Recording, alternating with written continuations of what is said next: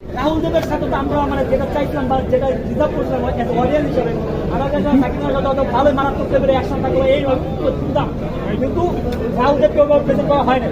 বলিউডের নায়িকা সোনাল চন্দকে নেওয়ার কারণটা কি? সাকিব ভাইয়ের সাথে ভালো একটা রোমান্স থাকবে, ওইরকম একটা ফ্লেভার পাবে। কারণ সোনাল চন্দ্রের অভিনয় বেশ ছিল, ভালো ছিল, এভারেজ, আহামারি না, কিন্তু আমরা যতটা চাইছিলাম তত আমরা পাই না। তবে ওভারঅল মানে মোটামুটি যে আহামারি তা না। তবে ভাই সাকিব খানের ক্যারিয়ারের মধ্যে সিনেমাগুলো বলতে যাই তাহলে প্রিয়তমার কথা আমার একবার না হাজারবার বলতে মনে চায়। কারণ সাকিব খানের ক্যারিয়ারের সবচেয়ে বেস্ট সিনেমা আগে ছিল খোদার পরমা, সন্তান আমার অহংকার।